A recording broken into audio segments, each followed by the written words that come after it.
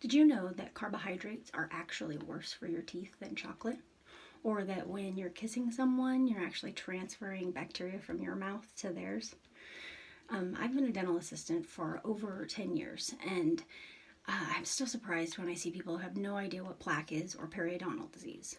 So if you're ever unsure, you can go to the American Dental Association's website. It is full of information and current recommendations.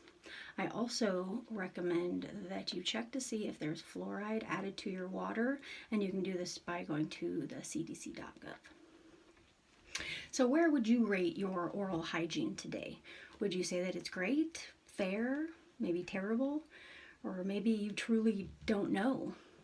So today I'd like to start off by first encouraging everybody to visit the dentist twice a year is recommended, but right now, since we're all under quarantine, we really need to make sure that we're doing as much home care as possible by brushing, flossing, and rinsing regularly and effectively. So today I'm going to demonstrate that.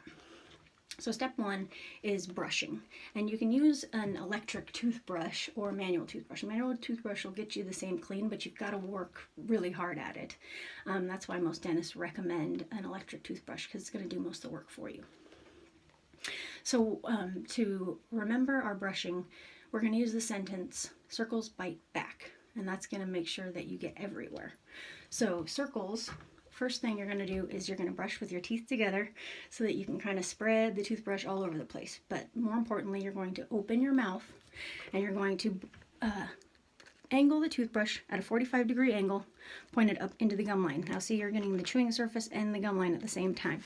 So you're going to do little circles all the way around, in the top and bottom.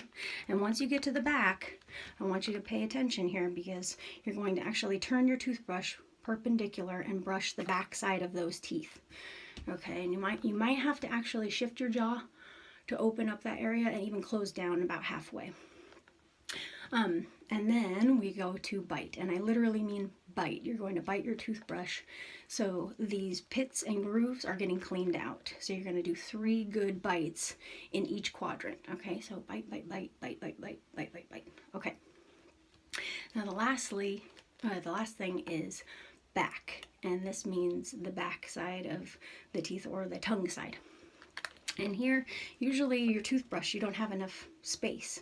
So you've got to turn your toothbrush vertically, and you're going to brush the front, or the back side of the front teeth here until you get to the back. You're going to turn your toothbrush horizontal at that point, and then you're going to do your circles at a 45-degree angle. And hopefully your teeth don't fall out when you do it. And when you get to the back again, I want you to pay special attention here. This is a very important spot not to miss. If it's difficult for you to reach with your toothbrush, imagine how difficult it is for a dentist to reach with a drill. Okay, so our next step is flossing. And I want to show you, first of all, I've got a countertop model here and a shower model.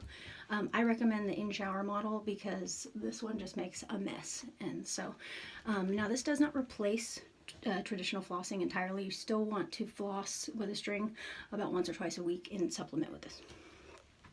So when we're flossing, I want you to make sure that you are going down the side of each tooth. You don't want to go straight down, or you could cut your gums. You also want to make sure that you're going below the gum line. Do you see how far down that is? Now, if my floss can get down there, so can food and plaque and bacteria. So we want to go just straight up and down, not back and forth. That's sawing. That's also cutting your gums. So we'll go up, down, up, down, up, down, up, down, up, down. And I like to count it out, like 1, 2, 3, 1, 2, 3, 1, 2, 3. Okay? Pretty straightforward, but again, make sure you're getting underneath the gum. Now, step 3 is using a fluoride mouthwash. All right, the first thing you should do is check the ingredients, because most of the time they use alcohol instead of fluoride, and alcohol can dry out your teeth, which can cause a multitude of problems as well. So pretty self-explanatory here. You're going to vigorously swish for 1 full minute, and then you're going to gargle and spit. Now, the most important thing to remember with mouthwash is that you're going to want to not eat or drink for a half an hour after you rinse. If you do, it can't do its job. It needs to be able to sit on the teeth for at least a half hour to work. Okay? So, also, one thing I wanted to mention with flossing is bleeding is a little normal. It's usually, if you are somebody who isn't a regular flosser, you're going to bleed a little bit. But the more that you floss, the bleeding will eventually subside. Okay?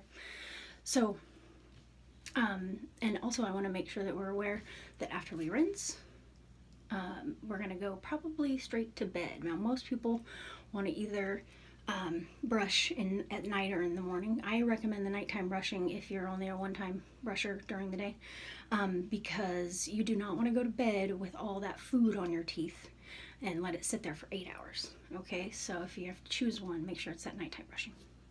So in summary, we have that we want to brush twice a day, using the circles bite back method, to avoid or to get all the plaque off our teeth and avoid cavities.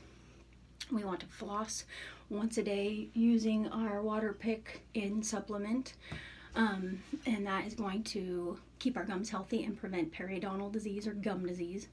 And then we also want to use a mouthwash that's fluoridated so that it can remineralize our teeth and strengthen any weak spots.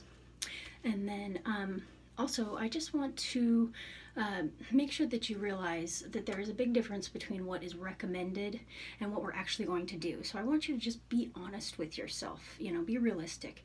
If it's something you're not going to do, then it's not going to be a habit that's going to form.